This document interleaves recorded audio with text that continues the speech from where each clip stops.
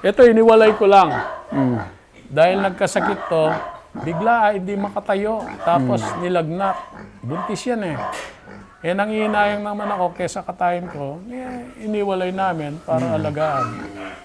So, bunguti naman siya ngayon. Ito, binili ko, gagawin kong bulugan sana. Yan. Oh, ayun, in-order, pinareserve nung isa kong kaibigan, gagawin daw bulugan. Hindi naman kinuha. Ito yung ano ko, katiwala ko rito, si Mang Nilo. Ayan, mga pagkain ng baboy ko. Yung mga naka-box, Ano yan? basura ng iba. Siyempre nga, di ba, basura ng iba, kayamanan ng iba. So, yan yung Ano yan? mga expired na tinapay, Okay. mani. Oo. So, So, pwedeng kainin ng hayop? oh, ayan oh. Ito, pakita ko sa iyo, hindi naman. Minimix namin yan sa pagkain ng baboy. Yung mga tinapay. Yung ano yan eh, yung Piyaya. piyaya. Huwag lang pakita yung brand. Binibili mo sa kanila. Mas mura, sir? Actually, bigay lang yan. Gusto mo bang matuto ng agribusiness, crops, livestock and poultry, aquaculture, at ma-inspire sa mga success stories? Agribusiness How It Works!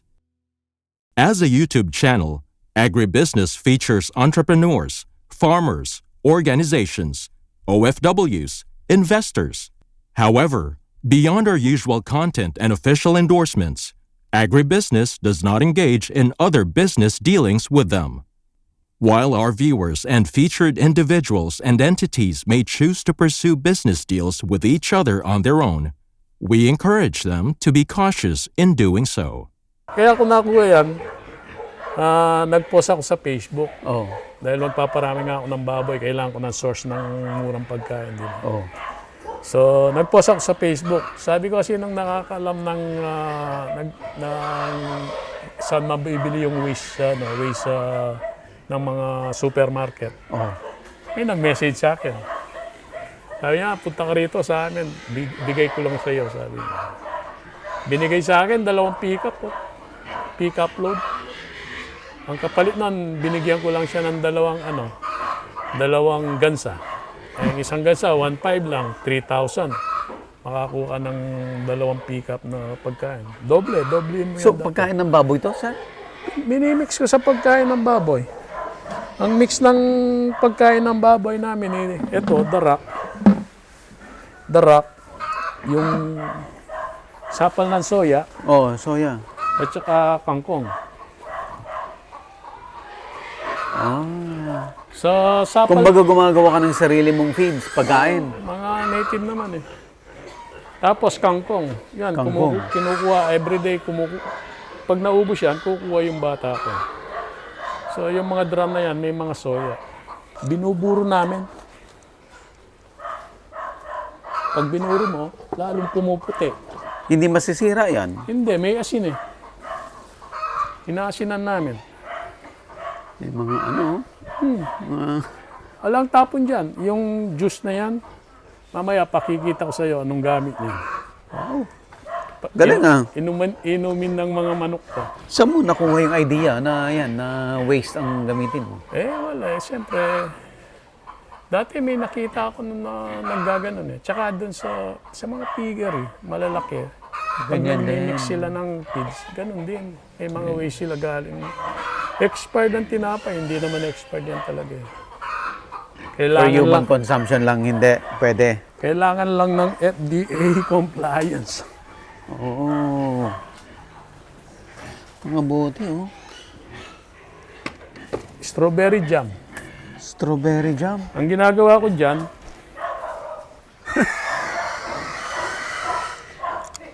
tinatanggal ko sa bote, nilalagay ko sa kwan, tinutunaw ko sa tubig. Yun ang pansabaw namin sa pagkain. So instead na bibili ang pulot, di yan Ito na. na. Oo. Parang Ayan, probiotic na itong mga to kung totoo. ayan, lumakas yan, alam mo. Sa ano lang, calamansi juice.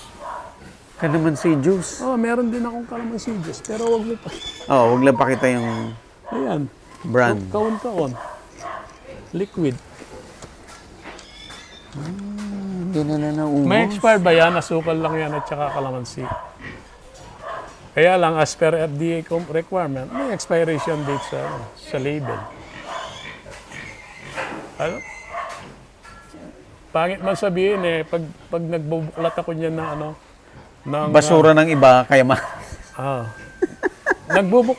pag nagbubukas ako niyan, pag maganda quality, halimbawa yung kasoy Oo. or yung tinapay, ang expiration lang niya is December. Oh. Ginagawa ko merienda. Dito. Oh. Ako yung nagbubuklat niyan araw-araw dahil wala akong ginagawa So,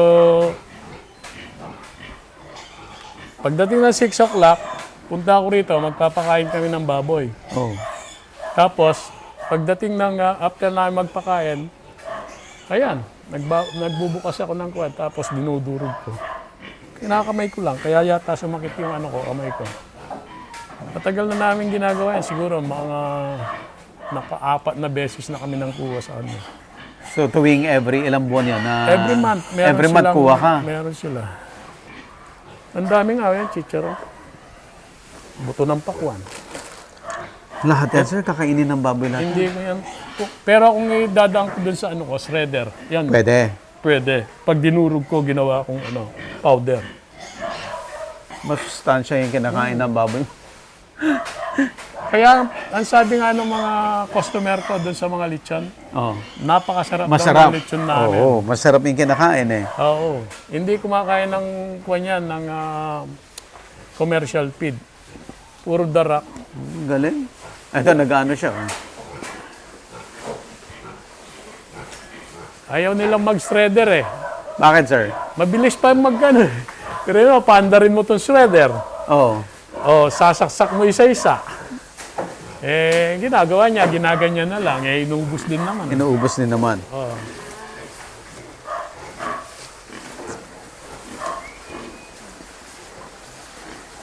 Hindi ko lang pilalabas ngayon Dati nilalabas niya sa bukid. Ngayon, dito na lang. Full Sabi ko confinement ngayon na. lang, para lang sa'yo, para makita mo. Ayun yung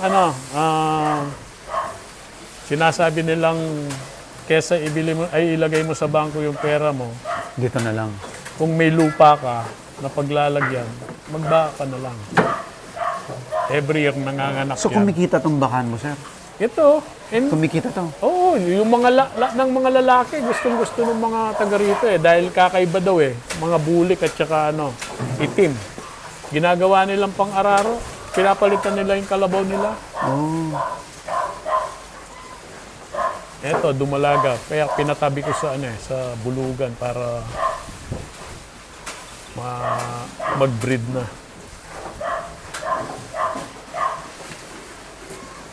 Tanim mo to, Napier. Tanim nyo to, sir? Ayan, Ayan. tsaka yung sa pamangkin ko, pinairam sa akin ng 10 years. Oh. Sabi niya, gamitin mo yan, pati yung mga mangga, kung mapa-spray mo ng harvest sa'yo. Oh. Para lang may mag-alaga ng lupa niya. Para lang ma-maintain. Ma-maintain. Kasi nasa abroad pa. So, ginawa ko, tinamnan ko ng Napier. Oh. Ayan, oh.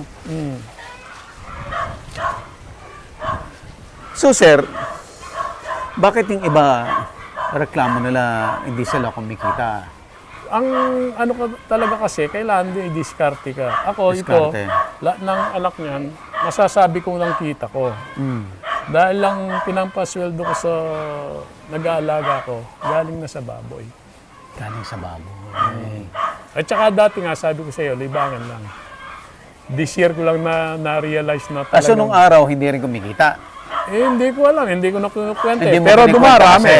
Dahil Oh, dumarami. I see. Dumarami yung baka ko. Nakabenta ko. Pero this year, ina-analyze ko, yung kita ko rito, yun na, neto na. Dahil doon ko nga kinukuha yung pangsweldo ko sa bata ko. Isa lang ang nag-aalaga ko rito. Oh, I see. Pwede mo tignan yung baboy, di naman Pero sir, masyalan. Di ka naman siguro galing sa figure Basta wag hahawak ka ng anything. Kasi Though wala naman kami pinanggalingan piggery. Tsaka sigurado nag-shower ka na bago. Ay, opo. Yan, panay ano lang yan.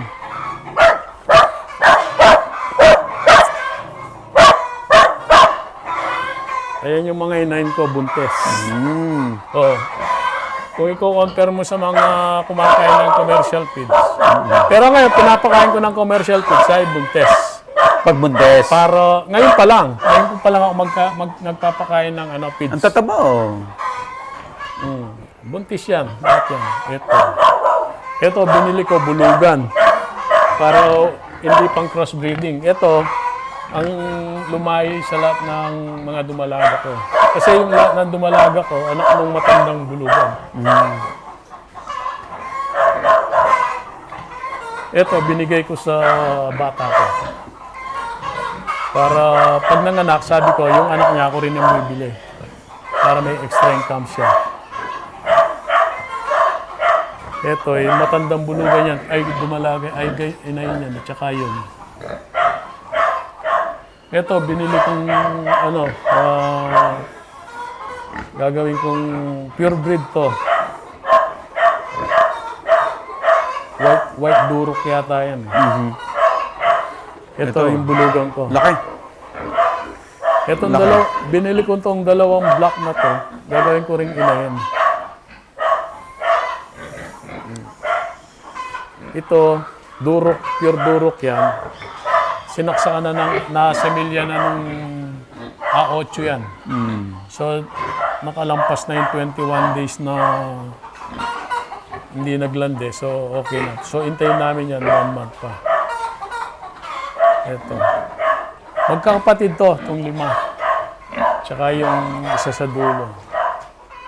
Itong mga to, anak na nila. Gaganda. So, ayan. Lahat ng mga dumalaga, anak nitong 5. Ang istorya naman ng 5 na yan, Ito, sir. Oh. 5 magkakapatid yan ito. Ito. Oh. Magkakapatid. Oh. Dati nga, na ASF ako dito, di ba? Mga 80 EDs. Yung tinamaan ko. Tapos, nagpahinga muna kami. Tapos, nagpabili ako ng 2 native na mestizo. Tapos, yun, nanganak. Tinamaan ng ASF. Ulit. Itong 5 na to magkakapatid, andun yung mga nanay nila namatay na. Tapos yung mga anak ng isa dito namatay din sa ASF. Sila, mga bata pa, pinalagay ko ron. Kulungan ng kambing. Sa naarawan. Nakasurvive. So, yan ang ginagamit ko ngayong pang-breed. Ay, pang-breeding.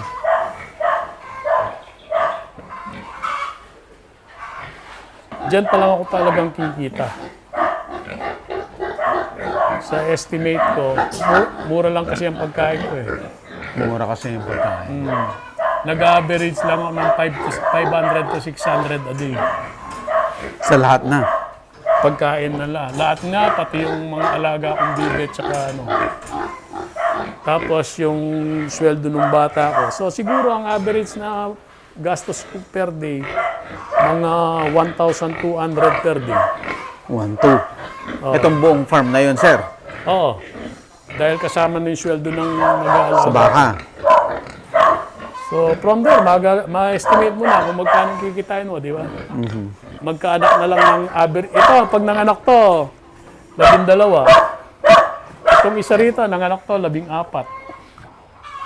Pero maraming matay sa anak niya. Yun dito, yung 2 10 tsaka 8. Malakas mga anak. Ano tong kapitbahay mo? Bakanting lote, sir? Bakanting lote rin. Binebenta rin yan. Oo. Sa bad yung may-ari niya. Ilang hektarya yan? Ilang hektarya yan? May git 1 hektarya siguro. Mas malaki rito sa akin eh. Siguro mga 1.4 yan. Ba't mo ibibenta kung kikita to? Tumatanda Gusto mo na na tayo. magkano? Pahinga? Hindi naman magpapahinga, pero ngayon nag-iisip nga ako eh. Dahil yung tumingin dito, ayaw niya dahil yung access road daw. Oo. Yung papasok dito, mahirap. Ayan, yung mga alaga kong ano ron, mix. Tingnan natin, sir. Mga crossbreed. Napansin ko, Sir Buddy, yung mga crossbreed na manok, Oo. yan kasi cross ng Black Australorp, Oo. yung Decalb, Oo. yung Rhode Islands, at saka isa pa yung Bulek. Mix na to. Mix na yan. Tingnan nyo, iwasan nyo to, Sir Buddy. Lagi akong nauumpog dyan eh.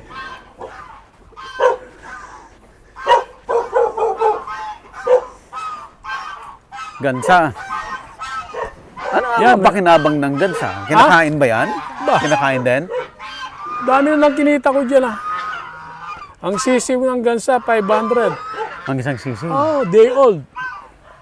Ah, mas 1 week mahal. to 1 week. Ang isang full grown na gansa, 1.5. Oo. Minsan, dahil marami na sila, nagbenta ako, 10. Oh. Yung kumuha, kinuha niya lahat, tigo 1,000, binigay ko na. Oh, may 14,000 kay. Ganun lang. Tapos yung mga bibi, Ano yung kinakatay nila? yung mga Chinese daw, gustong-gusto yan. Ah, gusto yan. Mga Chinese ang sinasupply niya, Chinese restaurant. Oo. Tapos yung mga bibe, ayan. Dati ang dami kong bibe. Kaya lang naubos. Yan, bibe. Yan. Nangingitlog, pwede bang gawing balot yung itlog niyan? Pwede kung gagawin. Parang itik din yan. Parang itik din. Yan lang, nakawala dyan. Ang ganda oh, sa ilalim lang ng sampalok. Oh, may itlog doon. Parang, alam ko may itlog dyan eh.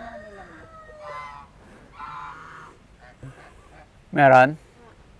Dalawa siguro. Kapag tingnan ko, dalawa. Puti. Ano po yan? Manok? Oh. Yung gansa ko dyan nangingitlog. Ayan, naglilimlim. Ayun oh. Eto, dalawa yung naglilimlim dito eh. Ayan, dalawa. Ayan.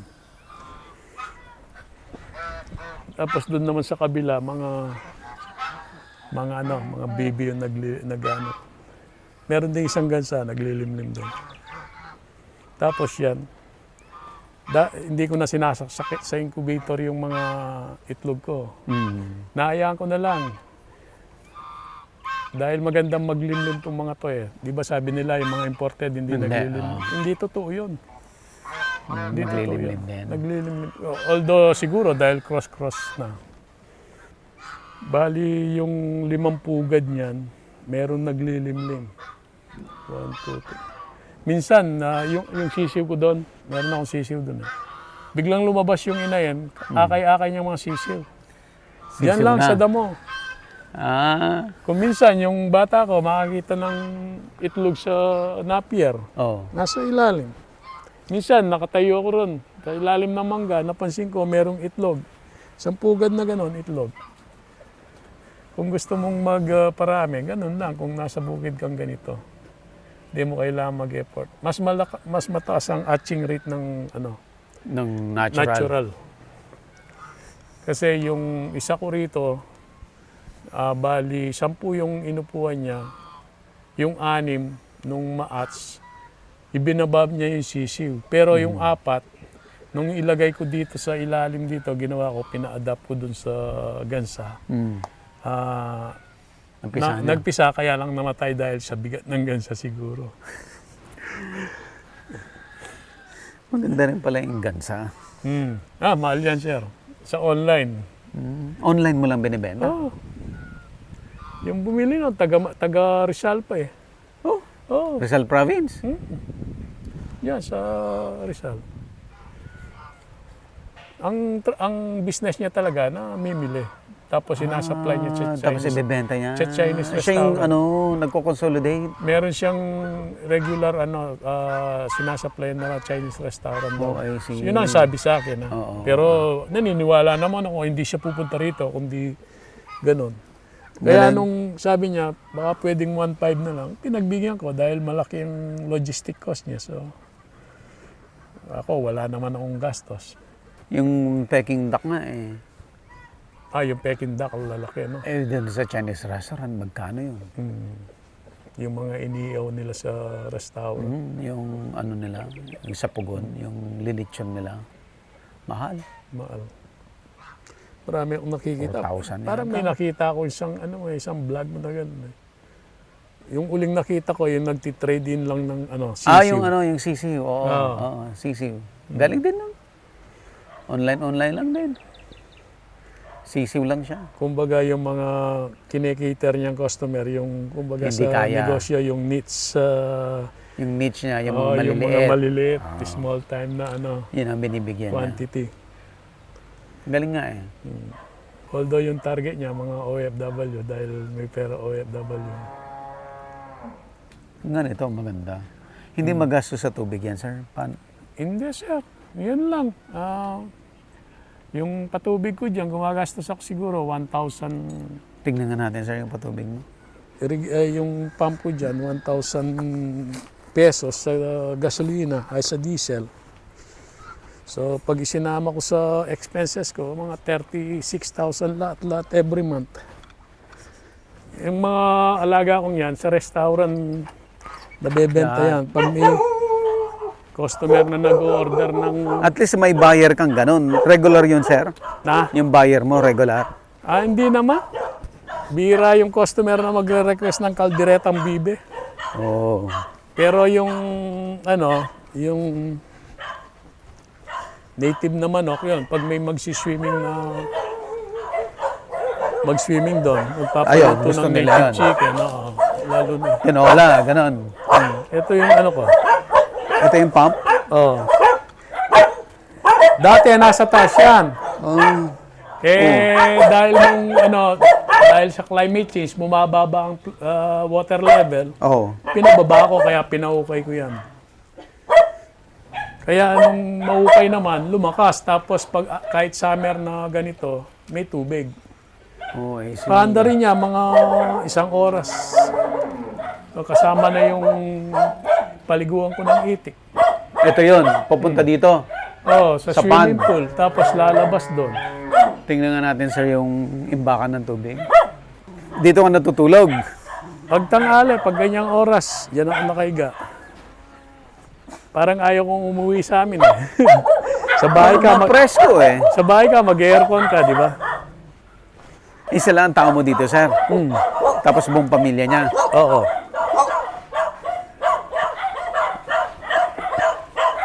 Ayun. May isda? Meron, mga native, alam ko, mga native fish ang pinakawalan niya dyan eh. Ito, tilapia. Mga, gurame, Gurami. at saka yung matinik. Ano ba yan? Yung liwalo ang tawag sa amin. Hindi ko po alam yan. Dati nagtanim ako ng asola rito, namatay. So talagang swimming pool to. Swimming pool yan. Yan yung unang-una swimming pool ko. Meron na akong kwan dyan dati. Ang ganda ng lugar niya na yan dati eh. Nung unang makuha namin. So linagyan mo ng lupa? Hindi. Tinambakan ko lang. Hollow block, double wall, tapos tinambakan ko. Ang laman nito, simento, lupa, buhangin. Itong sa tubig, anong yan? Lupa yan? Hindi, simento yan. Ano na lang yan? Accumulate na Pinatambak lang? ko ng pinatambak ko ng, dahil nag-crack-crack nga yung lupa, nagpakuha ko nung inukay ito, tinambak namin dyan. So I nag-stay see. yung tubig. Dahil nga balak na, tamnan ng kangkong ngayon. Pag walang makuha sa labas, itong kinukuha, kaya lang naubos eh. Para pangkain din sa baboy. Ayan, yan, nakikita mo yung poste na yan. Meron ako diyang kubo, elevated. Oo. Tapos ito, swimming pool. May nagre-rent din dito, tsaka pag yung kumisan, may kamag-anak ako gustong mag-picnic. Oo. Yan, Yan na ba yung ano? Yung farm? option. Fresh options na yan? 17 hectares. Puno? Oh. Puno siya ng Dati, housing? napupuno ng langaw ng bago. Dito? Pero ngayon, hindi ko alam kung anong ginawa ginawa nilang safety precaution. Walang Wala na, bira ng magkalangaw talaga. Wala nang langaw na lumalabas dito. Na ano na nila, na perfect na rin yung pag-control ng mga langaw. Dati kasi, pag nag-harvest yan, Puno. puno. Liparan yung langaw. Oh. Ang sabi nila, pag lumalabas yung mga truck nun, yun ang nagdadala ng langaw sa labas. Oo. Pero sa kanila, meron silang net sa loob. Pag lumabas, dun sa mga blower nila, naiipon dun sa namamatay. Naiipon nila. Kaya lang, may nakakalabas pa rin. Yun nga, paglabas ng mga truck na nag-aakot ng mga manok. Ngayon, nagdadalawang isip nga ako kung ibebenta ko pa to, tulad ng sabi mo. Oo, kasi kung kikita naman, Kasi konti-konti. Kaya dinagdagan tong baboy, pero hindi na ako nag-expand Oo. nag-expand dahil nga binebenta ko na. Pero dinagdagan ko yung baboy. Kung mag-enjoy ako at medyo maganda ang kita, makuha ko yung forecasting ko, baka magdagdag pa ako, baka mag-expand ako ng kulungan. Kasi maganda yung strategy mo.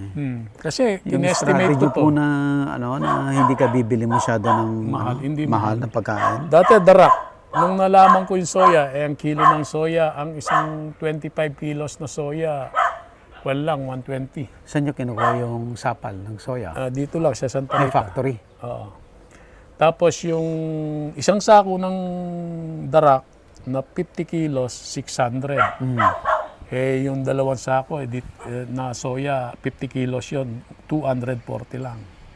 Versus darak. Kalahati. So, ang ginagawa ko, isang salup na darak, dalawang salup o hanggat tatlong soya. So, na-reduce ko yung dependency ko sa darak. Tapos, kangkong. Libre. Ang bayad ko lang, parang in-advance ko lang, binigyan ko ng isang baboy yung inain yung Tagalaga.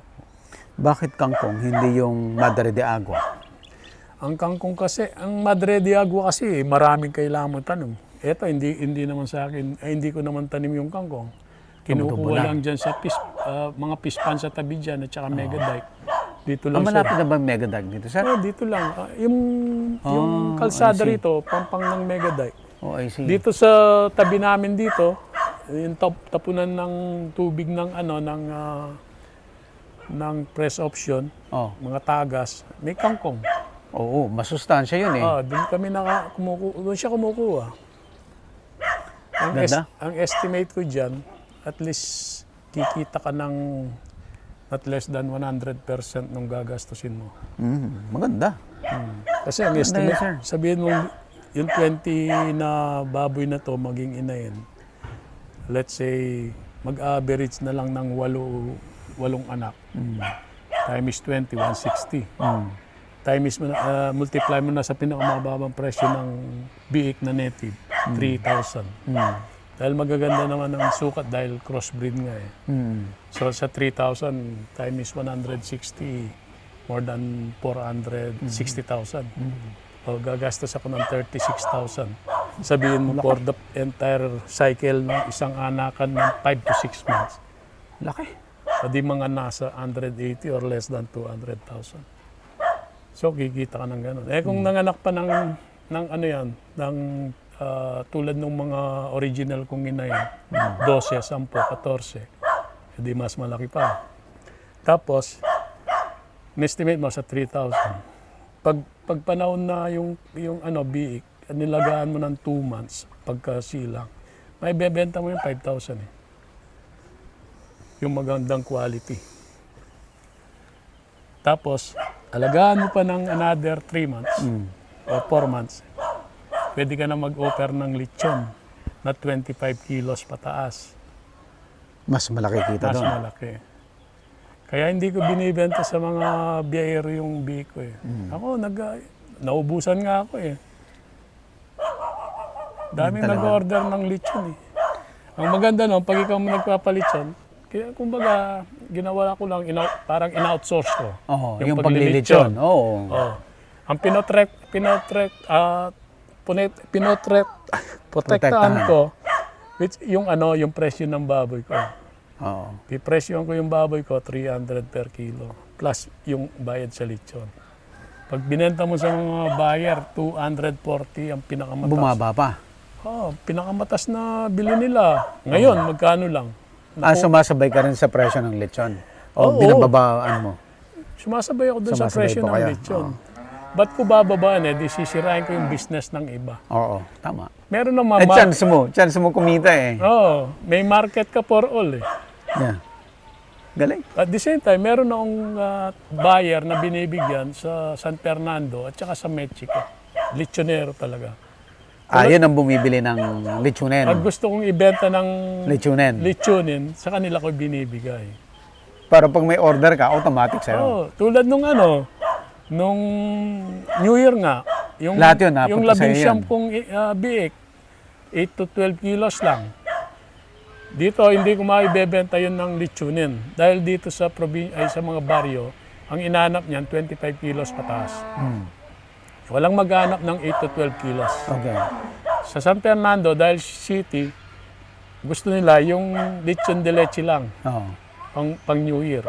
Sa kanila ko binenta yung lechon de leche. Naibenta ko ng 5,000 per head across the board. Diba? Galing. Kumbaga, meron lang strategy rin. Agribusiness, how it works. Instruct, inspire, succeed.